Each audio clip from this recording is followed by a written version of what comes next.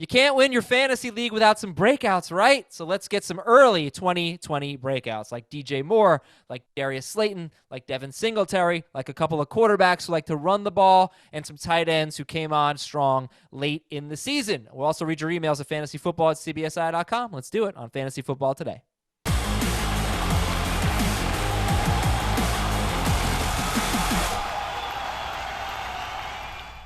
DJ Chark went from 174 yards as a rookie to 1,008 yards in his second season.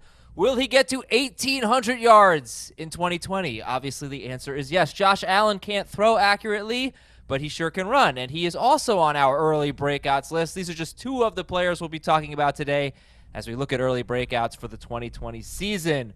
Welcome to the show. We're also going to read your emails, by the way, at fantasyfootball@cbsi.com and take a quick peek at the NFL Combine. I'm Adam Azer, joined by Dave Richard. And Dave, who is that young man sitting to your left? Look at this guy. No beard, no mustache, no nothing. It's Heath Cummings. He looks like he's about 37 years old. It's nice to have you, young Heath. I'm pretty close to 37 years old. Yeah, I don't know why I don't have a beard today, but I don't have a beard today. So we'll see. Did you make a mistake? We'll see if I have one tomorrow. Did you make a mistake trimming or something like that, and you just had to dump the whole thing? No, it was just like last night. I was in bed, and I woke up in the middle of the night, and I was like, this is kind of annoying me. And so I just got up in the morning and shaved it off. Well, it's nice that you finally match your mugshot on the website and on That's CBS true. Sports Yeah. HQ. Like for all of last season, Heath's face would be like on the rankings page, for example. It's him looking like this. And he's got, the whole Grizzly Adams beard going all year long. And now he's back to being young Heath Cummings. I have to change up every once in a while in case someone's looking for me. If So I shave my was the goatee, I first look time- like Peter Griffin. It would be an absolute debacle. So I have to keep this stupid thing on my face. That was the first time you shaved since when? Well, are we counting the Minshew bet? No, don't count the Minshew bet. It's been minimum 2 years. No, that's not true at all. It's totally true. Because I definitely shaved the Minshew off and then started everything from right after. I don't remember that. Right after the Minshew bet, I didn't have any facial hair for like a day and a half. Right. Well, I didn't see that, so doesn't count. No one else Okay, saw it. doesn't Adam, count when's the then. last time you remember seeing Heath clean shaven? In Before years. I guess the Minshew bet. I mean, Yeah, but I don't know. I It was would before say Minshew sometime was in the last NFL. year. Let's be clear. I'm not currently clean shaven. Like I used an electric razor and shaved most of my beard off, but there's still stuff. Like Adam's face, clearly much smoother than mine. Look at that thing.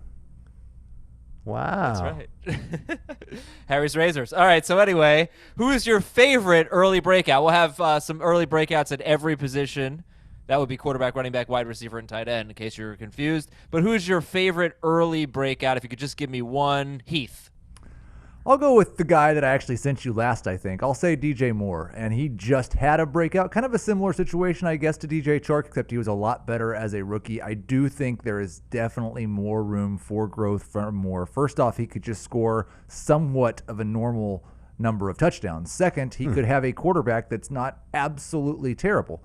So if he gets either of those two things, and he might get both of those two things, he will be a top 5 wide receiver in 2020. That's in PPR or non-PPR? Take your pick. PPR. You really think he could be a top 5 receiver in non-PPR? Yeah. I mean, that's bold for him because this is a guy who's made his name catching a ton of passes, getting a ton of yards, not scoring a ton of touchdowns. Well, that's 100% correct. Where I think that we would differ is he's done that in 2 seasons. Mm-hmm. Like the third-year breakout became a thing because receivers generally continue to get better their first 3 or 4 years in the league. So I think we should anticipate that he will continue to improve. He's also done that with an injured Cam Newton.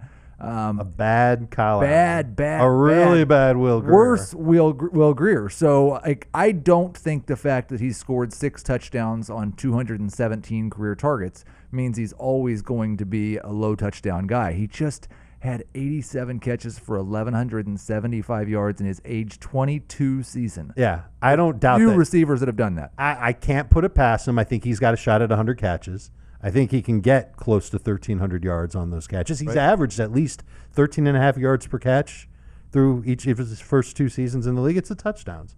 So if he does improve that touchdown number, he'll be pretty good. So a couple things about Moore I'd like to ask you about. I've already asked you this in previous podcasts, but do you worry at all about the schedule? because in that division you've got Atlanta, New Orleans, and Tampa Bay. We know how good Marshawn Lattimore is. Now, he had a huge game against the Saints, but Lattimore didn't play.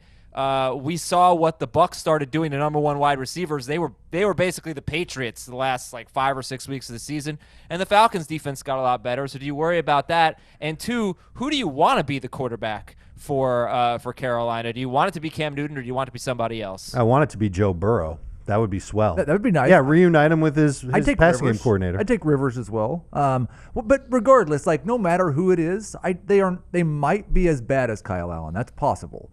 Unlikely. But it's almost certainly going to be an upgrade over what he had last year. As far as the other thing you asked, do I worry about matchups? I think I've been pretty clear in the past that I worry about matchups on the peripherals, the elite matchups I want to stay away from. The really, really bad matchups or bad defenses I want to target. Yes, Lattimore probably falls into that category. I'm not certain. It's possible that one of the other two defenses do. Right now, I would anticipate they're just non-factors. Let me give you one more reason to like DJ Moore, and I'm glad I brought up Burrow. I mean, we're kind of joking about Joe Burrow going to Carolina, but Joe Brady was his passing game coordinator at LSU, and the offense that he's going to install in Carolina, assuming it's going to be the same offense that it was at LSU, is perfect for DJ Moore. It is perfect. They ask their receivers to run short area routes, make plays after the catch. It's DJ Moore's wheelhouse. So absolutely the opportunity is there for him to be a breakout this year. To call him top 5 in non-PPR, that's where I get a little skittish, but I kind of did a Macho Man there. Well, I think but I think he's got a top 12 in non-PPR. I think he can get there. The guy I don't who have I him would ranked that way, but I think he could give it as a I do. I think I have him ranked 8th or 9th. The guy I would give as a comp for how he could be a top 5 receiver. I mean, you said 100 catches, 1,300 yards. Let's go with 6 touchdowns. Who had that last year? Keenan Allen had that in 2017, and he was the number 3 wide receiver. Right, but I mean, I would want to compare that fantasy point total to what we've seen the last 3 years. We can include 2017 in there. So that was good enough to be number 3, and then last year was really bad for receivers. Last year, he was number 11, but he only had 1,199 yards. The year before, he was number 13 with. This and is the funny thing is, non-PPR. Keenan Allen scored Wait a 6 minute. touchdowns in all of those. You're talking about Keenan Allen, or you're talking about DJ Moore? 'Cause now I'm confused. Okay. What Keenan Allen has done. Okay. With a low touchdown. So you're saying Keenan Allen is going to break out. Interesting. No, that's not what you're saying. Dave, who's your favorite breakout in 2020? I'm going to start with Devin Singletary in Buffalo. I really like his skill set. I believe that Buffalo is going to give him a lot more work. He averaged right around 12 touches per game. He had 180 on the season. He played in 12 games. It's going to be a little bit higher than that. Had 5.4 yards per touch. He's a good pass catcher out of the backfield. He's another guy. Didn't get a lot of touchdown opportunities. Didn't score a lot of touchdowns. Certainly has the chance to do that. Didn't total even 1,000 yards from scrimmage. Again, he only played 12 games. I think he's got some huge upside. I like Buffalo's offensive line. I like the direction of the offense. I think the defense is going to be good too. I think the potential is there for him to take that next big step up in his level of production. He was very impressive running the football and made some big plays. The only thing you said that I don't know if I agree with is he good catching the ball out of the backfield? Because he was one of the worst running backs in the NFL last year on a per-target basis at 4.7 yards per target.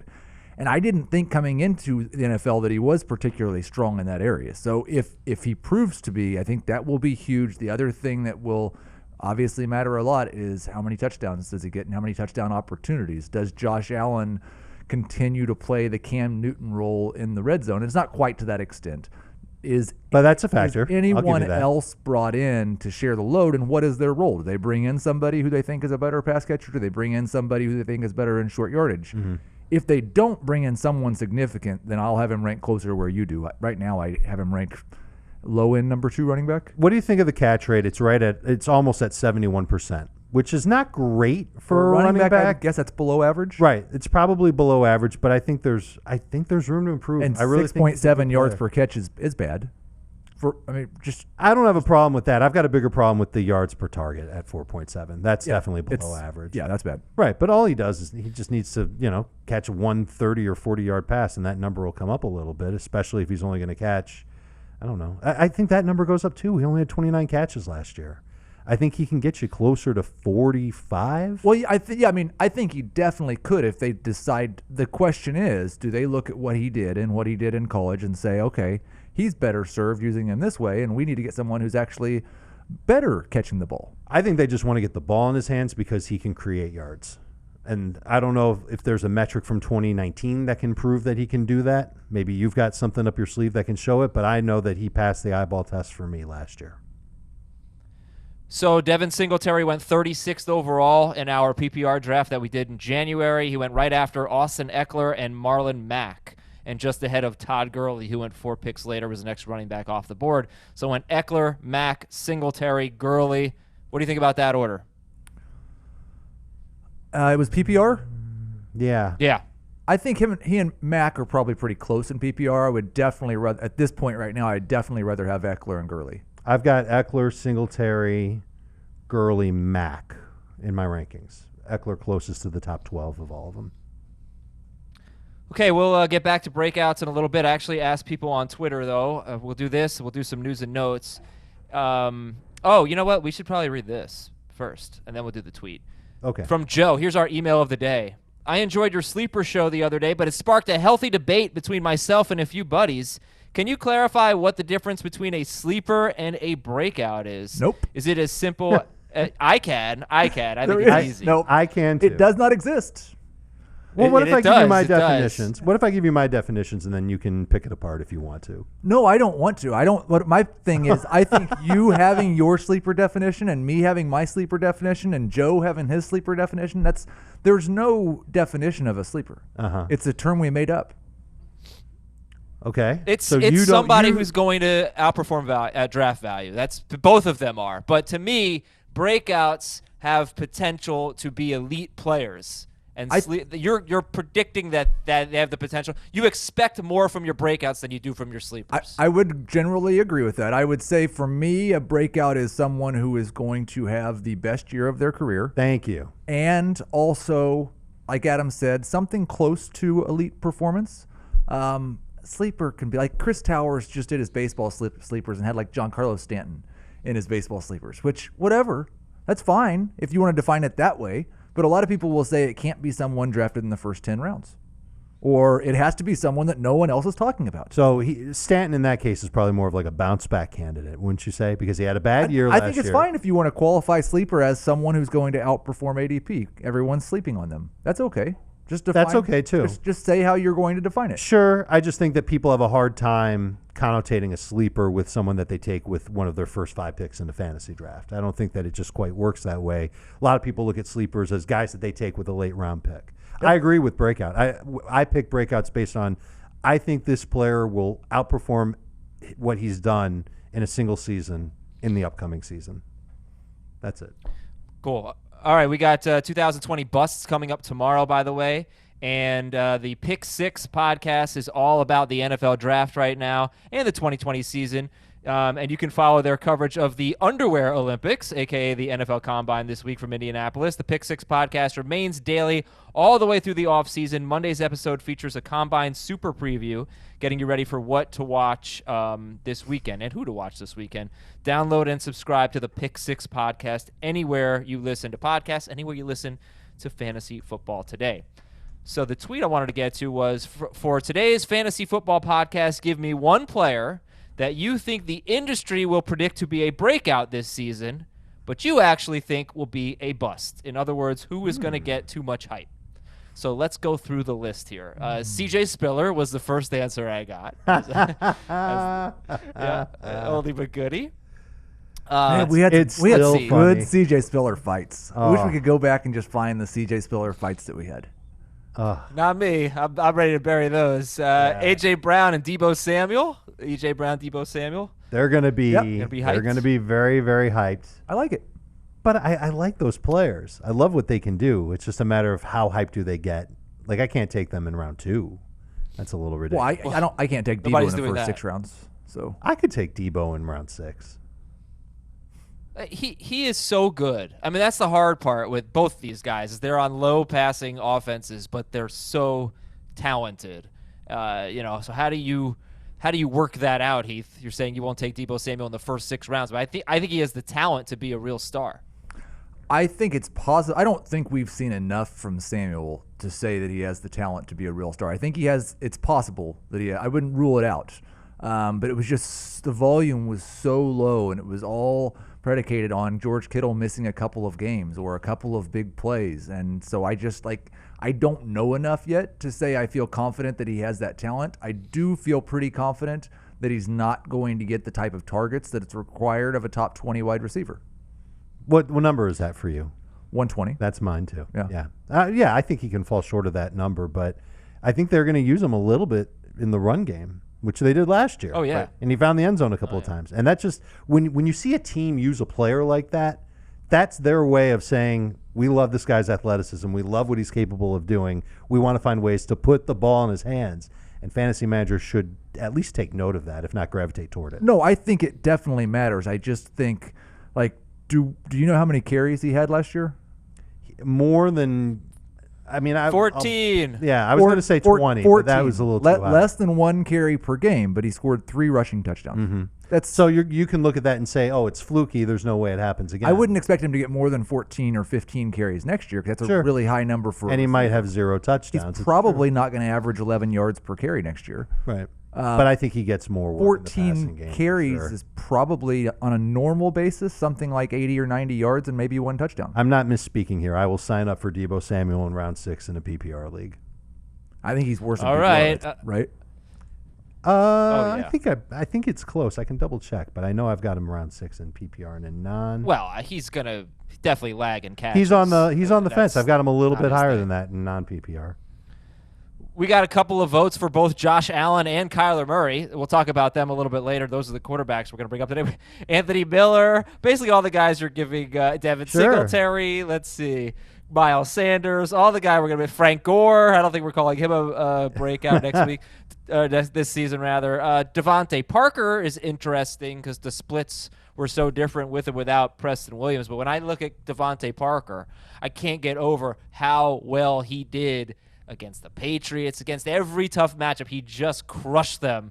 Devante Parker, is he going to be? I think he was like a round 5 pick in the January draft we did. What do you guys think about him real quick? I think he got the mega attention from Ryan Fitzpatrick, and it made a huge difference into just how much volume he got from game to game. And I don't know if that's going to be able to continue. I'm not going to price in Preston Williams as a big factor on Devante Parker in 2020 because I don't know what Preston Williams is going to bring to the field.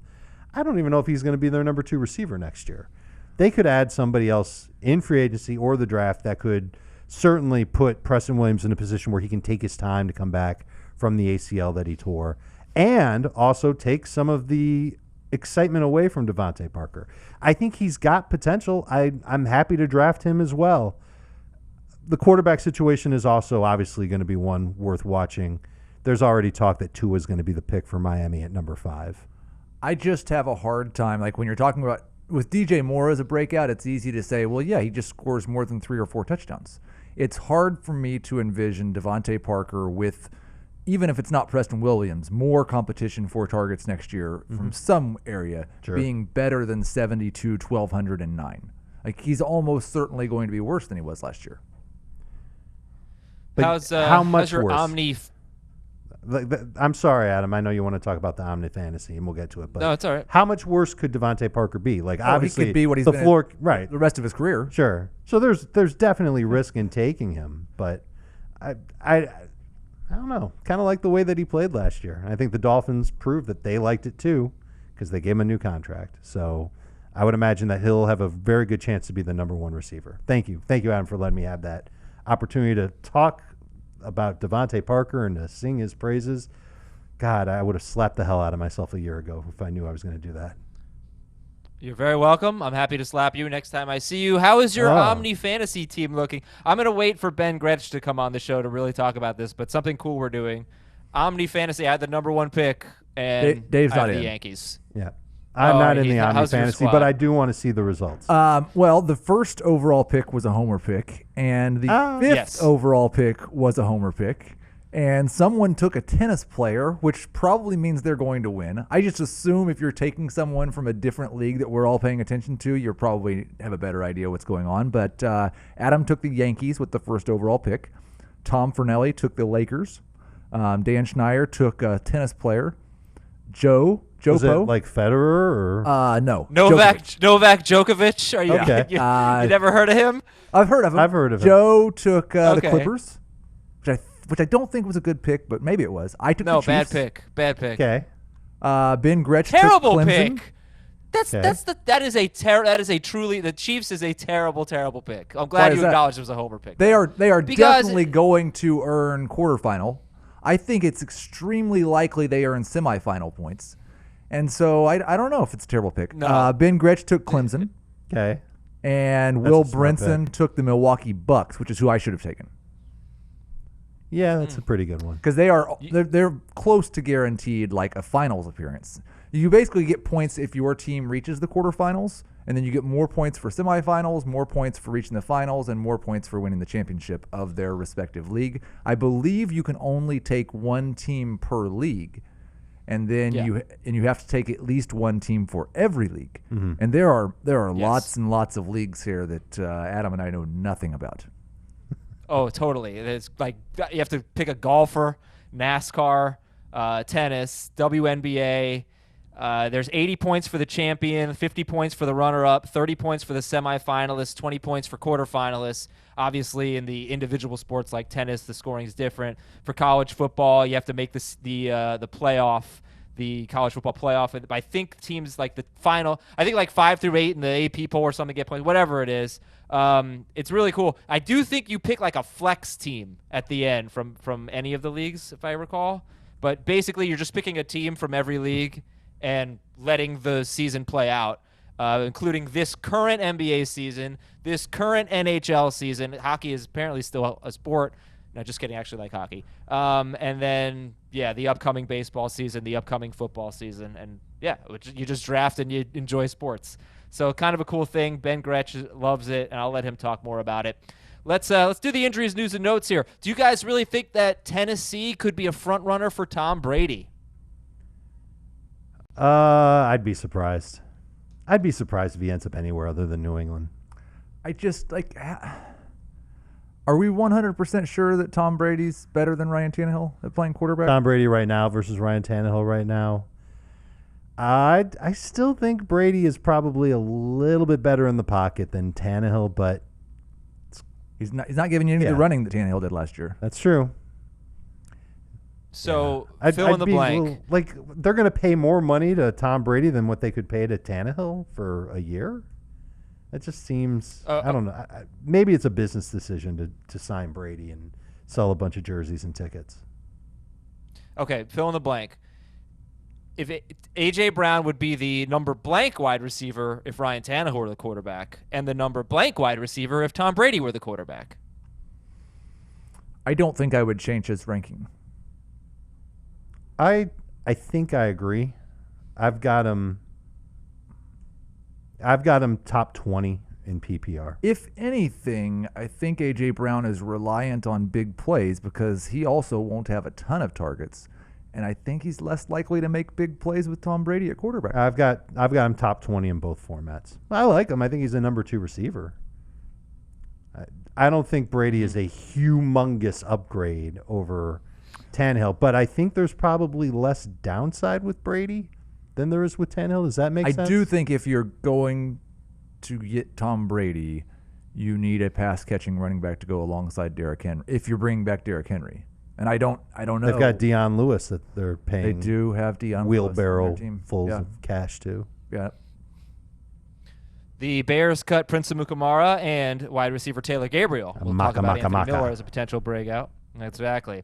The Ravens, their left guard Bradley Bozeman ate a 4.5-pound steak, a shrimp cocktail, a baked potato, a salad, and a dinner roll in 50 minutes. That's my this hero. Is something, amazing. I smoked 10 pounds of pulled pork on Friday. There is like this much left in my refrigerator. Wow. My family is basically Bradley Bozeman. That's impressive. It's great. The Redskins are making progress toward keeping left tackle Trent Williams, according to the Washington Post. That's big for them. The Buccaneers have considered, the Buccaneers have considered a 2-year extension for Jameis Winston, according to ESPN. We're going to get a lot of different Jameis reports. Alshon Jeffrey would welcome a trade, according to The Athletic, and Nelson Aguilar has been linked to the Colts, according to The Athletic. So things are going to look a lot different in Philadelphia, that's for sure. I don't know. Who's trading for Alshon Jeffrey in that contract? Who? Yeah, maybe it's not for sure. Old, Premature. hurt wide receiver making a ton of money. I can't imagine there's even one phone call going into Howie Roseman's office saying, yeah, let me get that guy. Like, even the Jets are like, nah, pass.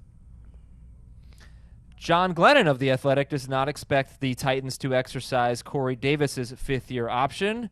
Meanwhile, the Lions released defensive tackle Damon Harrison. The Dolphins wide receivers coach Carl Durrell will become the University of Colorado head coach. Do you guys care about that for Devante Parker, that he's losing his position coach?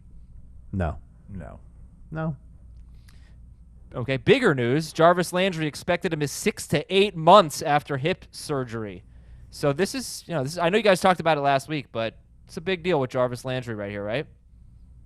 Yeah, I'm still thinking about it for what it means for rankings, because I think it makes it easy to find other players with more upside. There's no certainty about him being ready for training camp or for the start of the season. And I mean, we're coming off of a year where these Browns wide receivers were hurt so bad, and their play showed it. And Landry had a great year, but he played through this hip injury. Hopefully he'll be okay, but is there a chance he misses week 1? I think you have to say yeah at this point. Well, yeah, I mean 6 to 8 weeks. It He could had the be till surgery on October. February 4th. Right. So yeah, that would be a problem. I'll probably downgrade him a little bit, and then we'll see when we get to the start of August. He'll end up being a really attractive value pick, right? Like if you can get Jarvis Landry in round 7, I think you'd be really, really excited. Maybe in PPR. Yeah, well, non-PPR. I think you could get excited about him in non-PPR in round 7 too. That's a receiver who might stink for the first month of the year, and then the next 3 months after that, you've got a potential starter on your squad. That's the kind of value you want to look for. All right, Ben Roethlisberger threw footballs, and he thinks he's 2 to 3 months from being fully cleared. Would you rather have Ben Roethlisberger or Baker Mayfield in 2020? Ben. That's a good question. I would get that if it was a 2-quarterback league, I'd take Ben, but in a 1-quarterback league, I'd probably take Baker just because of hope that. What's the difference? I need to start one of those two guys. I'm not drafting either of them as a starter and a 1-quarterback. It's just my bench quarterback, and it's just hoping that Baker Mayfield can finally break out. Okay. Not finally. That's not fair to him. Can break out. Re-breakout? And yeah, bounce back. Break out. Have a good full season. He hasn't done that yet. He hasn't done that yet. That's fair. Sleeper. Juju Smith-Schuster, by the way, only played 1 full game with a healthy Ben Roethlisberger, and he had 78 yards on 6 catches on 8 targets against the New England Patriots. There were only 4 wide receivers who had more yards against the Patriots than Juju Smith-Schuster did. 3 of them were slot wide receivers. Can you name them without looking at the notes? No. Because I've already looked at I assume the other one was Devante Parker. It was Devante Parker plus Golden Tate, Randall Cobb, and Cole Beasley. So, Juju Smith-Schuster could be a sleeper, a round 3 sleeper. How about that? I get it. Detroit. I get it.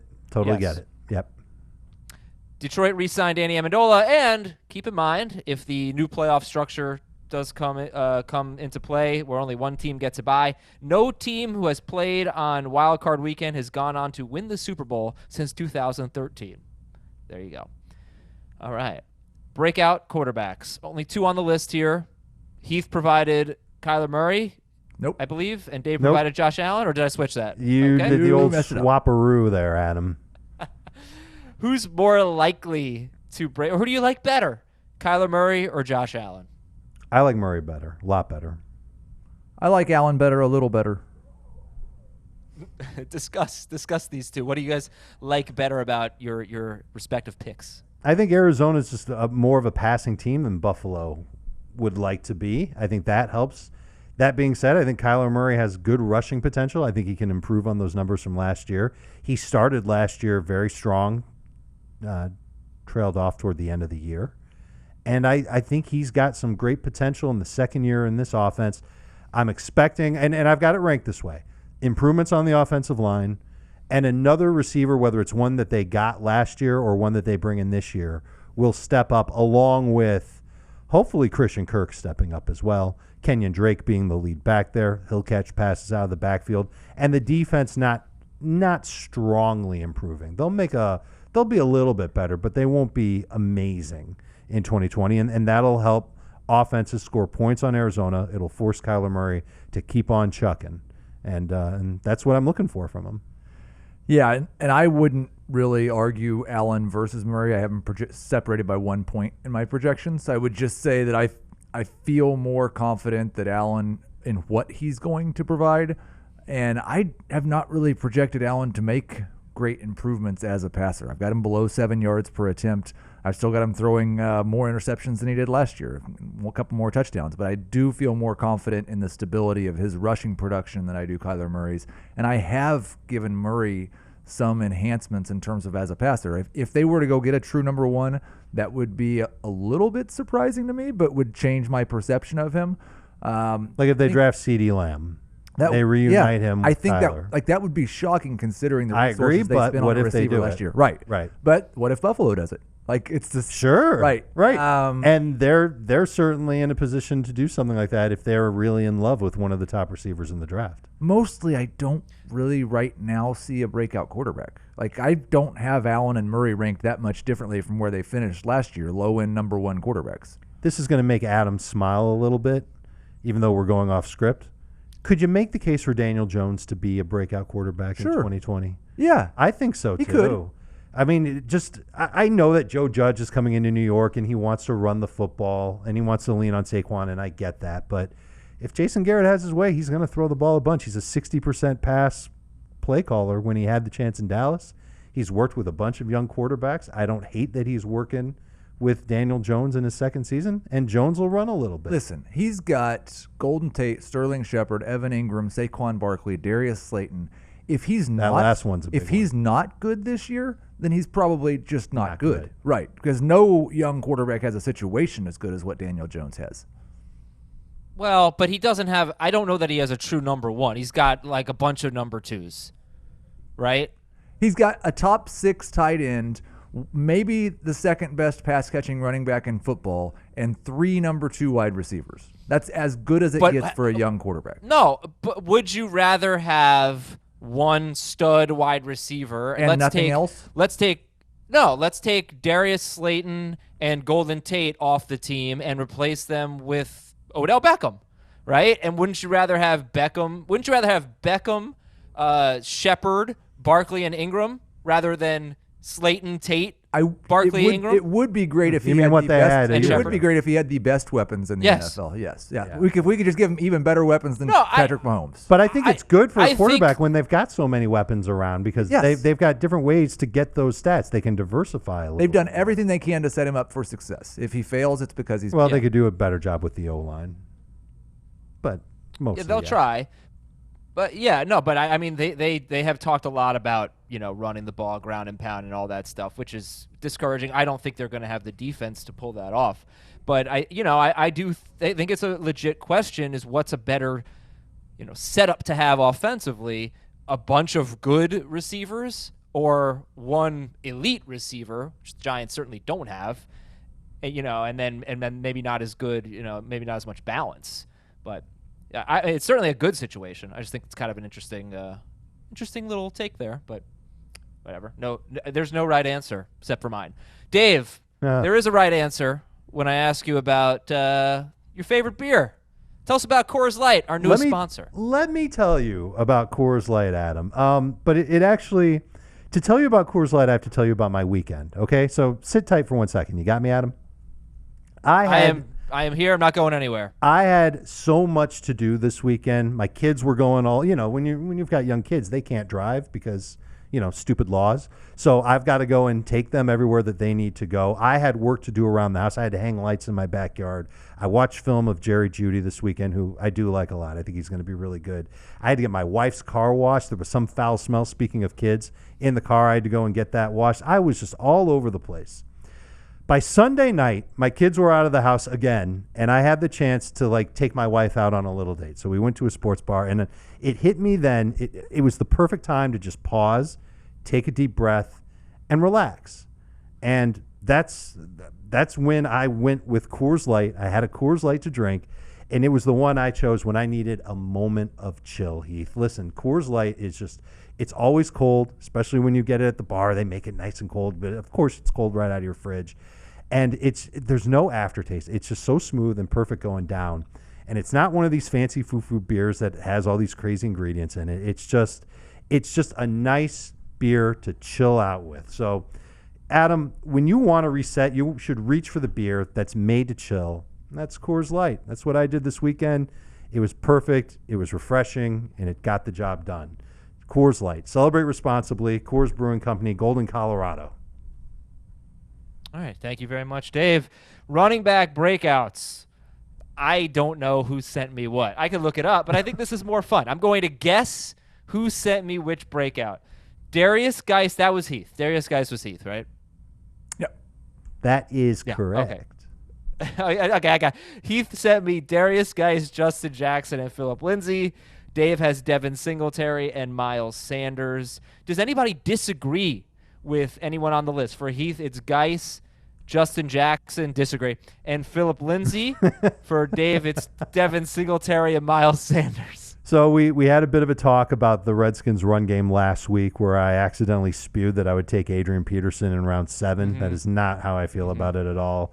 But I would take him in round 10, and the reason why I would do that right now is because we just don't know with Darius Geis how healthy he's going to be. But there is an obvious situation that we can lay out where Trent Williams is back in Washington. Ron Rivera has his way with the way that the offense will operate, and they'll be a little bit more run-centric. Adrian Peterson, as much as I've got him as a sleeper, let's admit it, he's 35 years old, and he's not necessarily in the best position to go and be the workhorse back for a team. Heath, I'm going to stop talking because this is your breakout, but there is potential here for Darius Geis to come through. It's just a matter of how healthy he is. Yeah, and he actually, I think, tweeted out yesterday or over the weekend. They're calling me injury prone now because the only 2 injuries I've had in my life happened in back-to-back years. And he doesn't think that he's injury prone. And we saw a couple of little flashes last year, including a game against Carolina where he ran for 129 yards. He still has the talent. I still believe he has the same explosiveness. He just has to stay healthy for a year, and that's all it would take for him to be able to. I hate all these knee injuries that he's had. The ACL, the meniscus, the MCL is what ended his year last year. There's risk involved. And that'll get priced into where you draft him. So we should probably answer the question, where do you draft Darius Geis? I don't think you're going to reach super high for him. Well, I mean, it's not Adrian Peterson. But, no, I think you could reasonably look for him in the round 5 range. Wow, okay. Ooh, well, I'm going to tell you something that's going to make you very happy then, because in the January draft that we did, PPR draft, round 8, Darius Geis, followed by Justin Jackson, followed by Jamal Williams. And to me, Geis is head and shoulders above those guys. I don't know if he'll still go in round 8, but that's a heck of a value there. Now you guys can know that when I said that Adrian Peterson should go in round 7, you were saying you would take Adrian Peterson over Darius Geis. No, I was looking at where I had Geis in my PPR rankings. And so Geis is a round 7 pick, Peterson more of a round 10 pick. Neither one of them somebody that I would take with a top 60 pick like Heath, but that's right now. Lot can change once training camp gets going. What if he's suiting up and participating in OTAs? Right. Wouldn't that make you feel a lot better about Darius Geis compared to Kareem Hunt?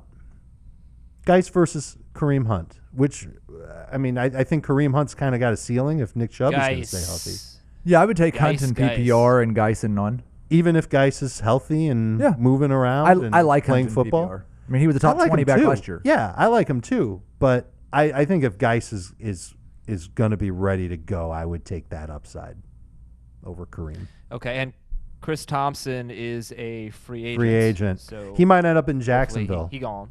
Could end up in Jacksonville. Okay. Keep an eye on that because Jay Gruden. Well, I'm just dot connecting. Dave, do you buy the Justin Jackson breakout? I do for now. I don't feel like it's going to stay that way. This is one of those guys that, is he a breakout? Is he a sleeper? Because the ADP is going to suggest that, that's more of a sleeper than a breakout. But I think he has a chance to put together a career year, provided that the Chargers make him their 1B running back. And Eckler's been great. And I think Eckler is absolutely going to be popular, and I think the Chargers are going to keep Austin Eckler and make him their main guy. We got a long way to go with Justin Jackson. For now, yeah, breakout. The second the Chargers add another running back, it's going to be weird. We're not going to feel as good about Jackson then. The Chargers are going to add another running back. That's almost certain. But it just how do they depends. do it? How do they? Is it a vet minimum guy? Is it a guy they're paying $1 million? Is it a guy they draft on day 3 of the NFL draft that we're not that excited about? That will determine whether Justin Jackson stays a breakout. I just look at this team, and they've got plenty of things to address, and they have 2 running backs that can work in tandem and make the run game work. Go get a third back just in case one of them gets hurt. But as of right now, I think you're probably looking at 200 touches for Justin Jackson. Yeah. But why? This is what I don't understand, because he has one game in his career with more than 8 carries. And in weeks 1 through 3, when he was healthy and Melvin Gordon wasn't playing. It was weird. Melvin That was Gordon strange. missed 4 games. He got like 6 carries a game. So I just don't know that they see him that way. He averaged 8 touches per game, and he was rushing his tail off. He was averaging huge numbers on the ground. He was doing great. He just wasn't getting the full workload. And I wonder if some of that had to do with Eckler just being so good that they didn't want to take Eckler off the field. I wonder if they had a feel. They knew they were. I mean, they knew they were going to get Gordon back at some point. Mm-hmm. They knew that Austin Eckler was not going to be the lead back for the entire season. Mm-hmm. So it was easier to give Eckler more carries in that situation. Like, I wouldn't project Eckler for the same touches he had the first 5 games or the first 4 games without Melvin Gordon. Mm-hmm. I don't think he gets quite that share. Well, he's a 7th round draft pick in 2018, and I don't think that we've actually seen the Chargers put a lot of faith in him. They haven't had that many opportunities to do it, but again, only one game. I think Eckler and Gordon were both out that one game against the Chiefs. I think it was a Thursday night game in the fantasy 2 years playoffs. ago. Yep. 16 People carries use or him in something. fantasy. He stunk, and he scored a touchdown late, and he saved my bacon. I remember being exhilarated when he got in the end zone. But that's the only time they've really turned him loose. So I think there's still question marks there as to how they feel about him, and we will find out during free agency in the NFL draft. Phillip, Lindsay, Heath, what a strange season he had, right? Because he got the opportunities toward the end, didn't really do that much with them, and sometimes the catches were there and sometimes they weren't. Why are you forecasting a breakout for Phillip Lindsay? His new offensive coordinator. They've already talked about how they want to throw the ball more to Phillip Lindsay, and Pat Shurmur has a history of using more of a one-back system than the sharing they've had going on with Freeman. I think it will be more of a starter and backup situation. I think Lindsay will see more involvement in the passing game, and he's just been really good as a football player so far in his young career. I mean, he hasn't seen quite the workload that we'd want to see, but he got more last year. He's got a career 4.9 yards per carry average, YPC for life. I think he's a really good player that's going to get more involvement in the passing game now. Dave, Myles Sanders, we already talked about Devin Singletary, but Myles Sanders, yeah, he's incredible. He gave me a fist I know bump you at love the him. Super Yep. Bowl. Yeah, he's a fan That's of his cool. fantasy fans. Absolutely. And I think he's going to have more of them after this year. I'm projecting him to be the lead back for the Eagles. That makes sense. He finished last year very strong, and I think that he's going to give Philadelphia a reason to not necessarily hammer that position in their free agency moves, in their trades, and in their draft picks.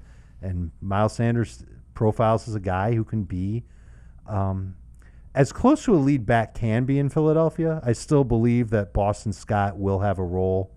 Hopefully Jordan Howard does not have a role because he's not on the team. But assuming that that's the case, I think Myles Sanders behind that line and an offense that I think they've got to address their passing game way more than their running game. They used nice draft capital into Sanders. I think he's good.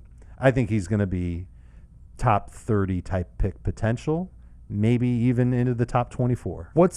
How many touches does Myles Sanders get this year? I'm going to be aggressive with it, Heath. I'm going to say 260. That's almost exactly what I have him projected for. Yeah. Hey, you're being aggressive with it too, right? I think I've got him at 264. Mm-hmm. Got him around 1,400 total yards. I mean, that's 8 touchdowns. I'm hearing angels singing. Well, no, but that's not even as good as what he was doing in his last 8 games, including the postseason. After Jordan Howard's injury, Myles Sanders was on pace for 1,526 yards, 62 catches, and 8 touchdowns. Mm-hmm. Would have been, that would have made him the number 7 PPR running back in fantasy if you give him those fantasy points. Now, you said top 24. I mean, I think he's going to be a first-round pick for some people. He's definitely going to be a top 20 pick. So you're not getting him late in the second round. Let me see where I've got him. Yeah, I won't get him as a top 20 pick either.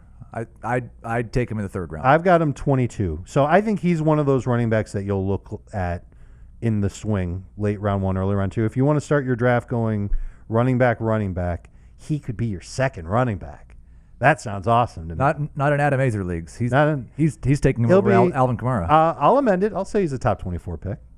I have it ranked that way. I'd take him with a top 10 pick. I would, and I'll let everybody laugh at me. I'm looking fine. forward to you doing that. Laugh. I do want to kind of put your feet to the fire on that.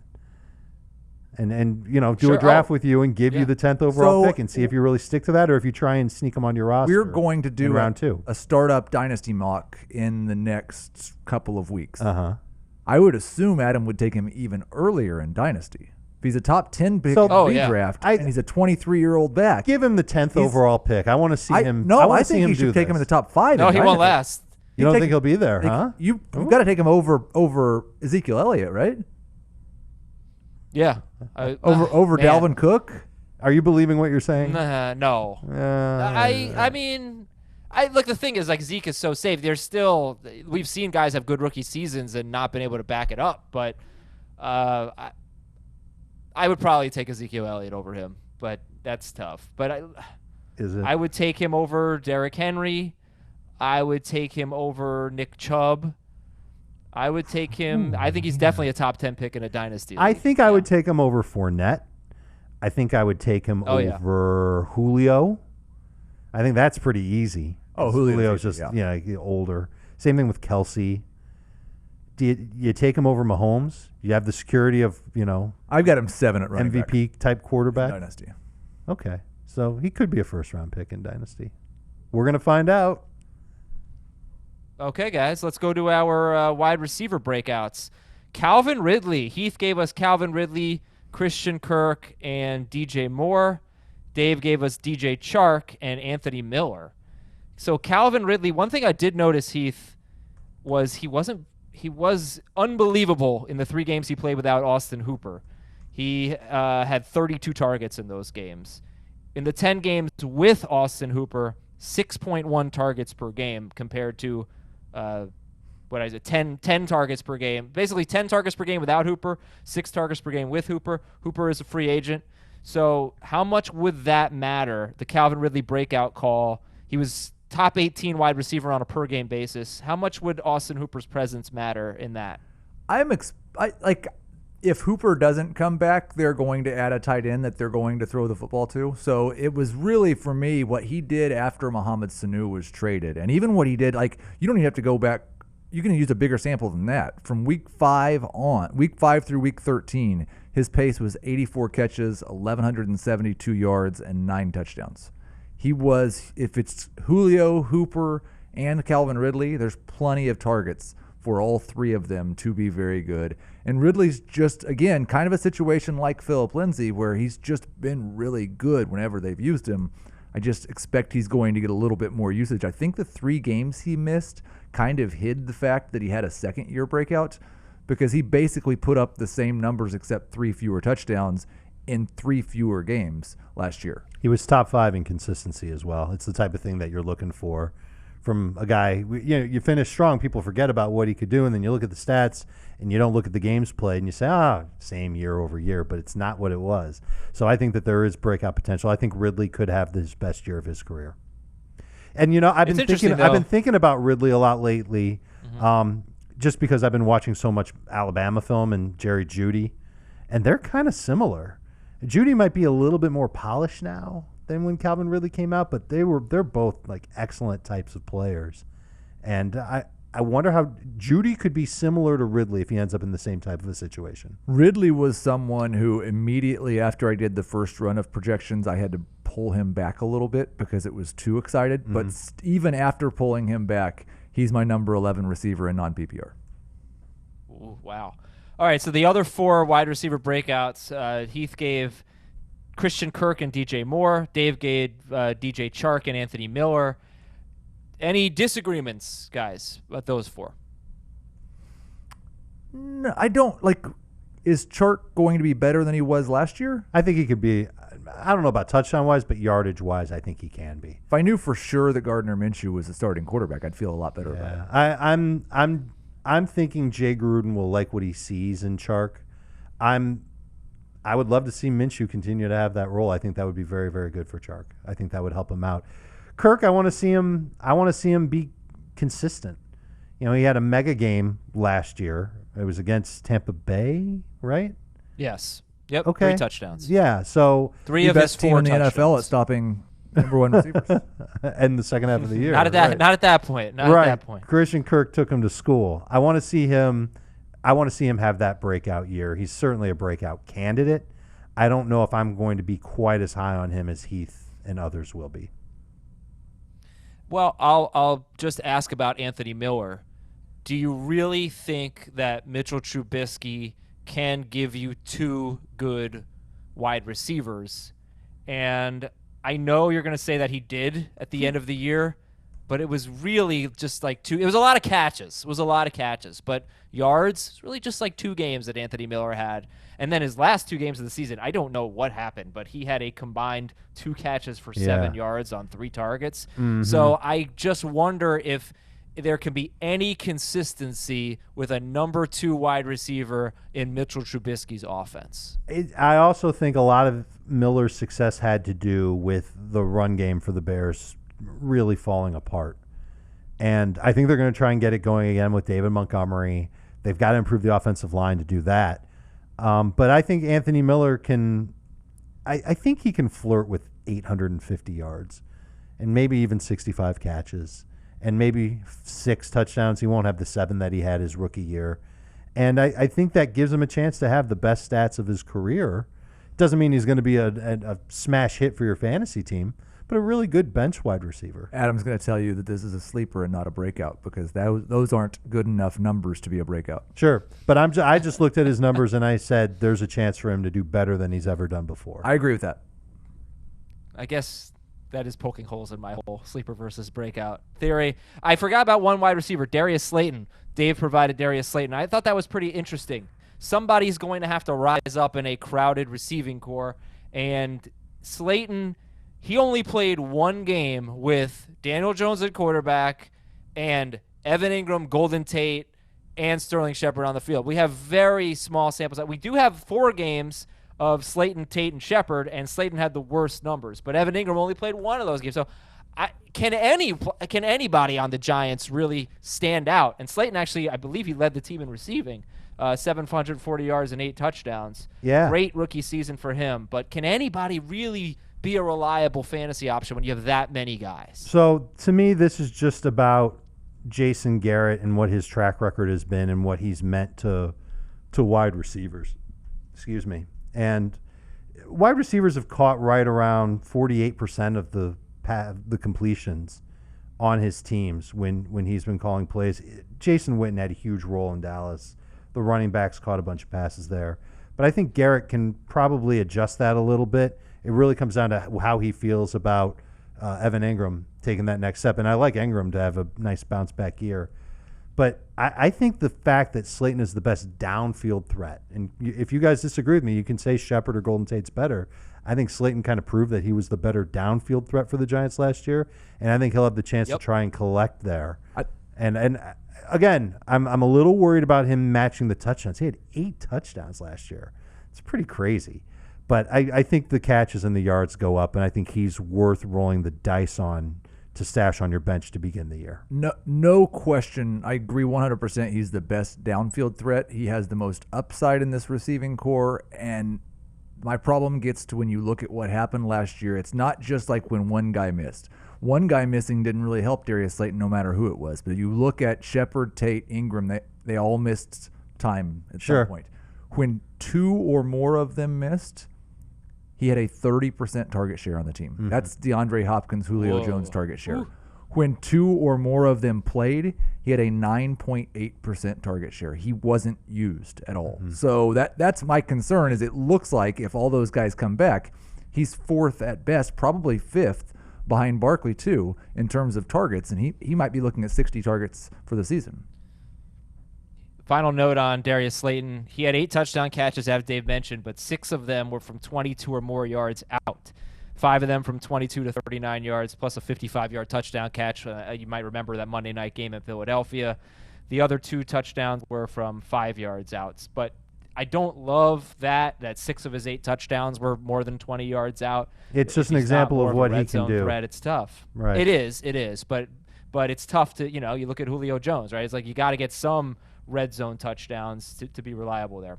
Mm-hmm. Okay, finally, tight ends. Tyler Higbee and Noah Fant. Dave with Higbee and Heath with Fant. Higbee in his last 5 games, he was the number 1 tight end in fantasy, despite only catching 2 touchdowns. He was the first tight end in the Super Bowl era with 4 straight games of 7 catches and 100 yards, or more. So unbelievable. Set a record. I don't know if I noticed this or not, but holy cow, did he have a favorable schedule down the stretch. He faced the Cardinals twice. They were the worst against tight ends. He faced the Seahawks once. They were second worst. He faced the Cowboys. They were 7th worst. And he faced the Niners, who were 6th best, but we called it out every time they faced a good tight end. Basically, the Niners struggled. So that was kind of interesting.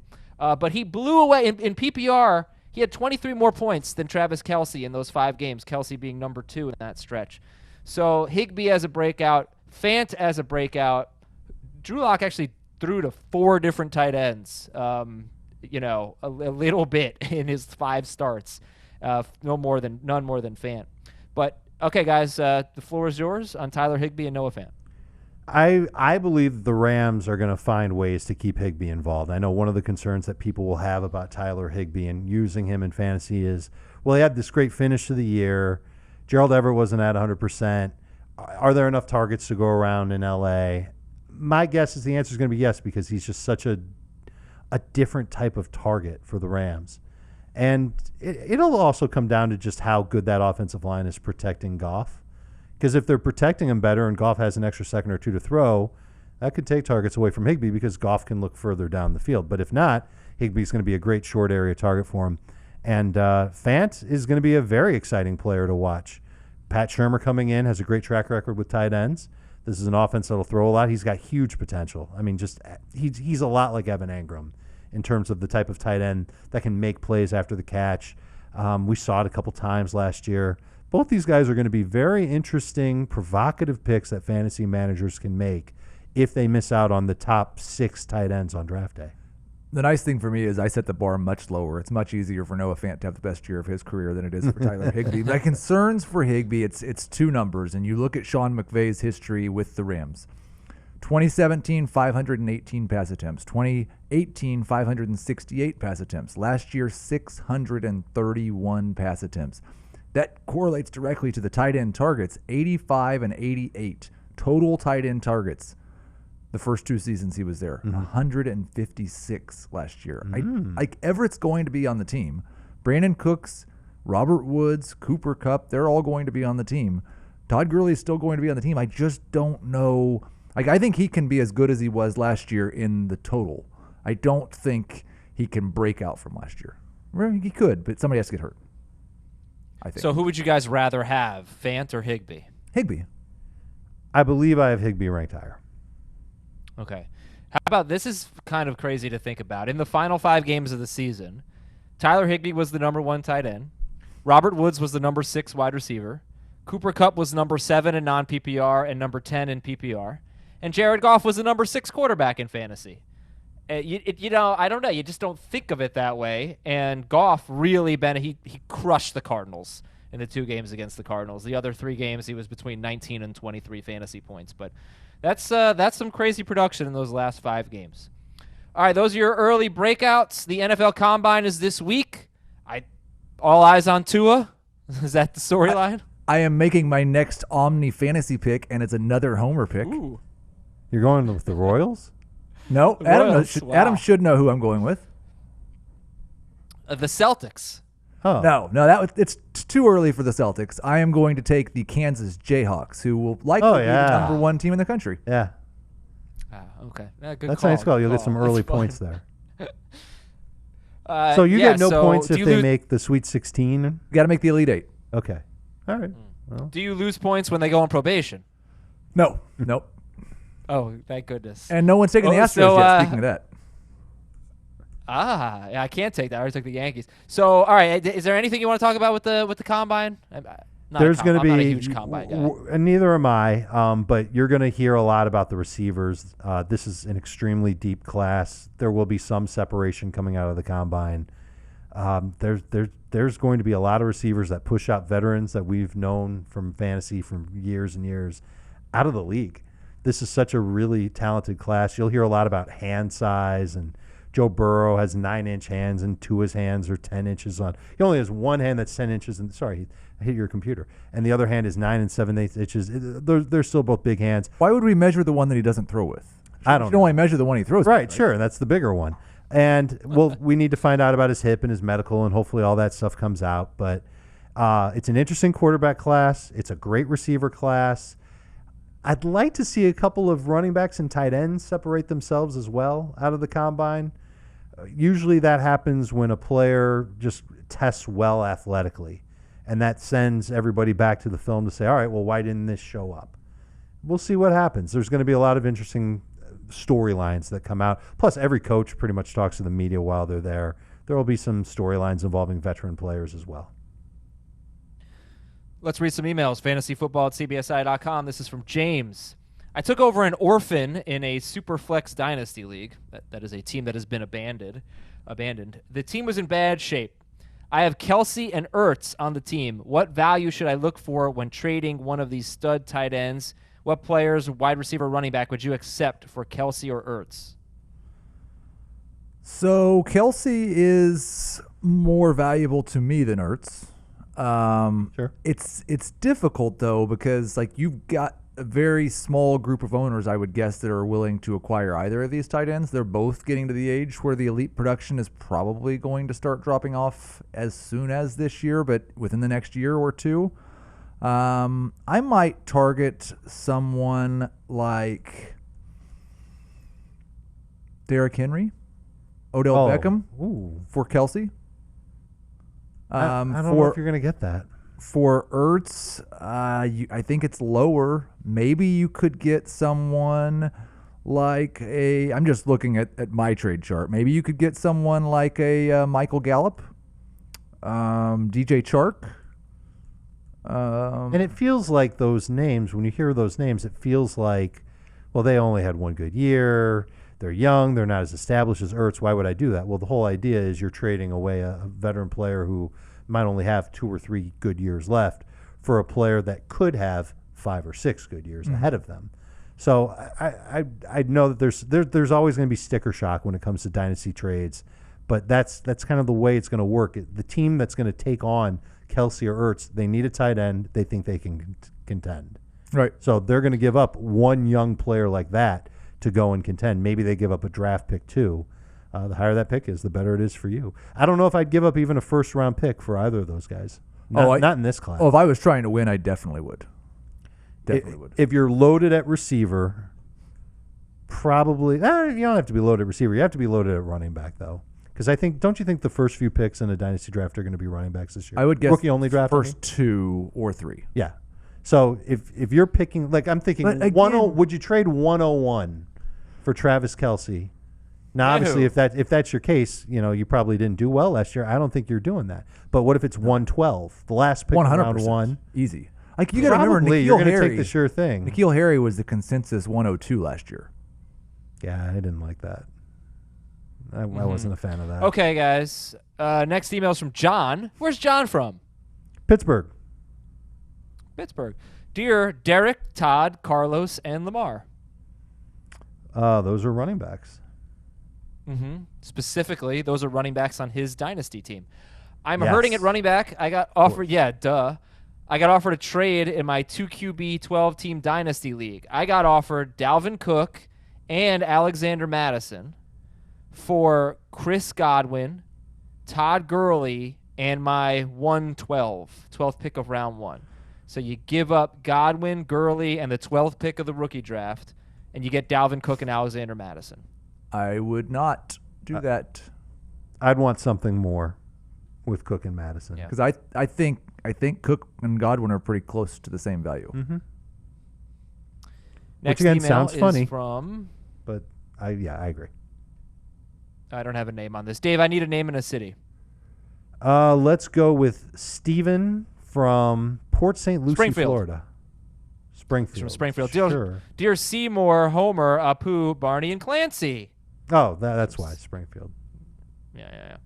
I'm coming off a second-place finish in my Dynasty League thanks to a trade for Lamar Jackson. But that trade cost me a first-round pick and Le'Veon Bell, so I have a little bit less depth. I'm looking to flush out my roster and cut some potential dead weight. I am a big fan of Keenan Allen, but I'm nervous about his production without Phillip Rivers. I've spoken to some other owners, and they've expressed interest in Keenan Allen. Unfortunately, most of their players seem to be much more in value than Keenan Allen. Is it worth packaging Allen off with another player to gain someone in the Tier 1 range, or better just to trade Keenan Allen for picks at this point? Like, I don't think Keenan Allen is as valuable as Travis Kelce or Zach Ertz in my dynasty ranking. So I would be very happy to package him with another good player to go get one great player. That's always my preference. 27 years old. Going to have a change at quarterback this year. Could be a rookie. Will be 28 before the season starts. Okay, that's even worse. Sounds like a great time to get off the Keenan Allen bandwagon. Last email is from Jamie Prophet from a town in East Tennessee. Dave. I believe Memphis is in East Tennessee. I can argue with you. Memphis could not be more west in Tennessee. Really? It's like on the state line. I'm looking right now. I thought it was east and Nashville was west. They're both west. Gatlinburg is east. Mm-hmm. Knoxville is east. Knoxville. There you Knoxville. I concur. You're right. I've been Memphis thinking is about pretty damn west. All right. It's almost in Arkansas. Well, all right, never mind. Here's the email. I've been thinking about the Jerry Maguire debate. I was wondering, what is your thoughts on Ace Ventura: Pet Detective? Is it a sports movie? If you say no, then you have to say Jerry Maguire is not a sports movie either. Pretty much the same principle. It's about a character that's helping with sports. I agree. 100% a sports movie. The entire plot revolves around sports. The movie would not exist without sports. The Dolphins mascot goes missing. You think Ace Ventura is about sports? That's what is a sports movie. 100% it's about sports. I think it could certainly classify as a sports movie. I feel like any movie that has a sports scene must be a sports movie. It's in your crazy mind. Any movie that has a sports theme must be a sports movie? Scene. Not a scene. It's part of the plot. Right. It's literally There's part no of the plot. sports. There's no sports in Ace Ventura. It's ridiculous. Laces Who wins out, the Super Dan? Bowl? Who wins? Who wins? What do you mean, who wins this? I don't know. Who wins the last game Who last wins the scene is at World the Super Series Bowl? in Major League, Adam? I know who wins the ALCS. That's all you see. They win the pennant. All right, we're out of here, everybody. For Heath, for Dave, I'm Adam. Thanks so much for listening. Busts tomorrow on Fantasy Football Today. Want more of the Fantasy Football Today podcast and nonstop year-round fantasy advice? It's simple. Hit the subscribe button and hang with us all throughout the year.